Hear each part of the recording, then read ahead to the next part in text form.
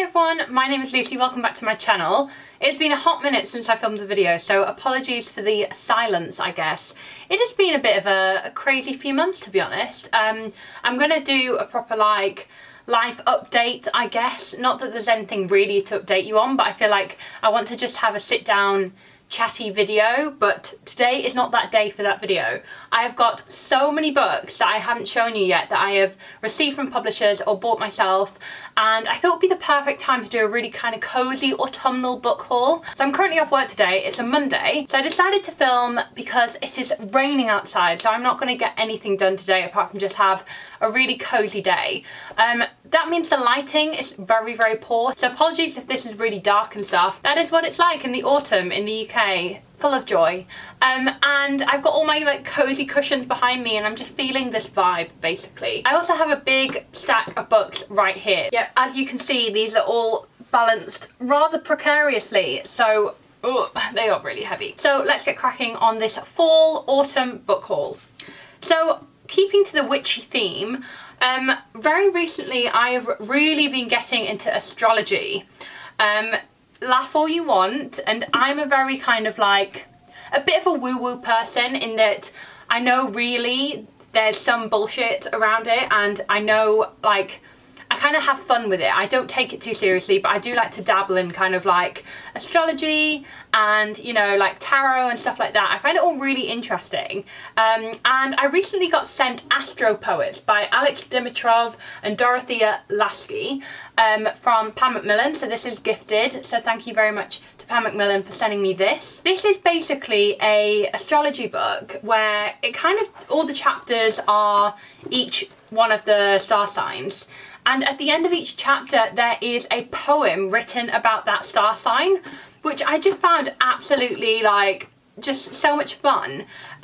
You've got like kind of all about each star sign's like how they think about certain things, who they are most compatible with, stuff like that. I'm an Aquarius, so it's no surprise really that I'm a bit woo-woo, but it kind of has like each of the star signs, what they're like in a relationship, things you might want to know about each star sign, and what they're like as a friend, as well as a really hilarious part, which is texting with that star sign, so texting with an Aquarius. And it's just like hilariously accurate. So this is an example of an Aquarius making plans via text. So it says, Aquarius, can't wait to see you at like 7:47 tomorrow night about that sculpture we both like.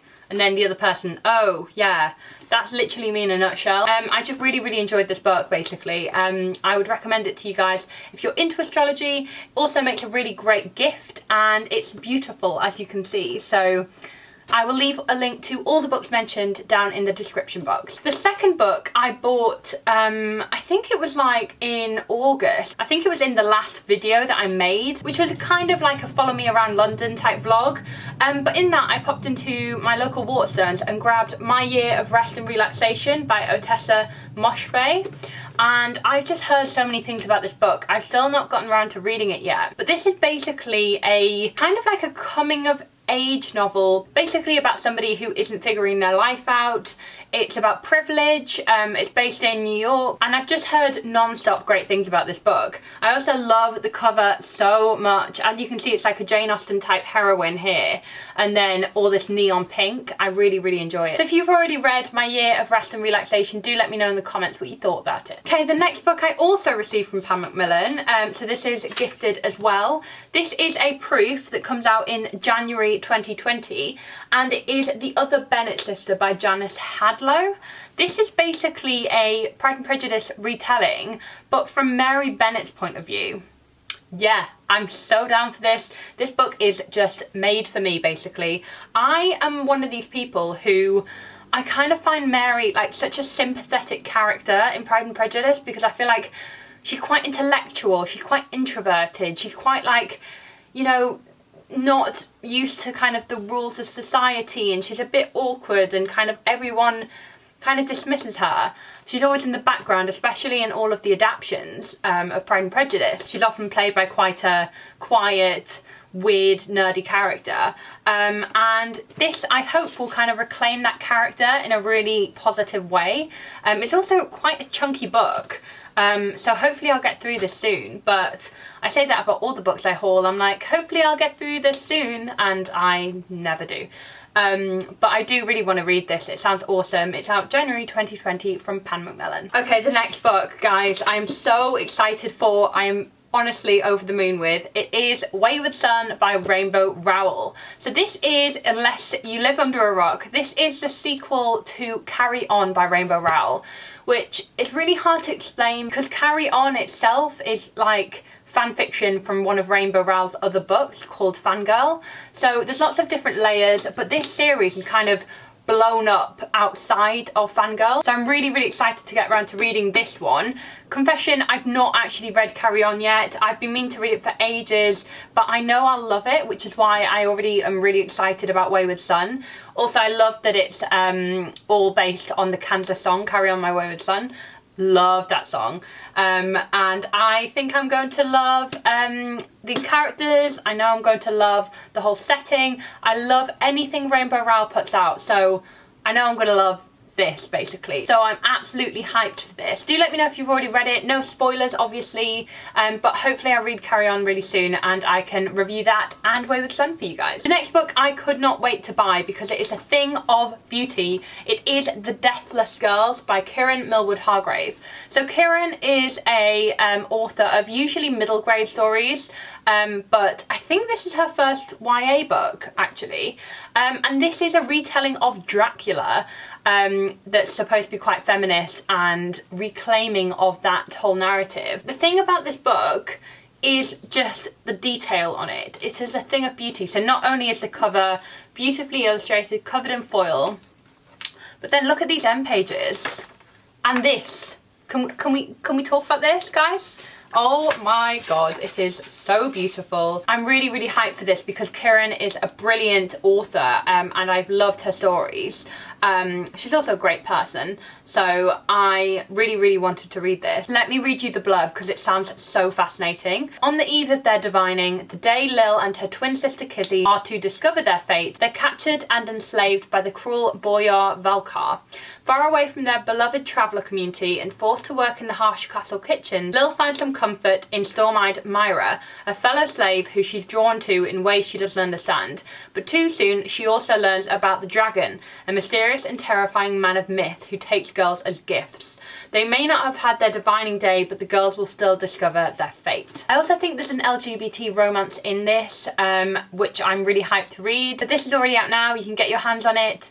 Go buy it. And I was so thrilled to receive this next book in the post that I let out a little scream because it came with like a customized mug and it came with this whole like gorgeous package of stuff, and then there was this book just sitting there in the package. It is of course a proof of Ninth House by Leigh Bardugo. Now this is already out now, it's released 1st of October. This is Leigh Bardugo's first foray into adult fantasy and it's set in Yale University and it's about a secret society, there's magic, there's all that good stuff. It sounds incredible and I've heard it's really dark, which of course is perfect for this time of year as we're getting close to Halloween.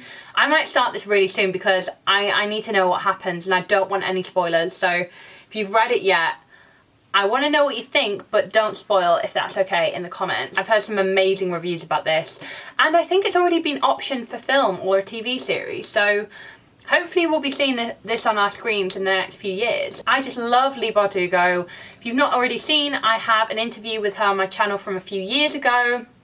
I'll try and leave that in the description.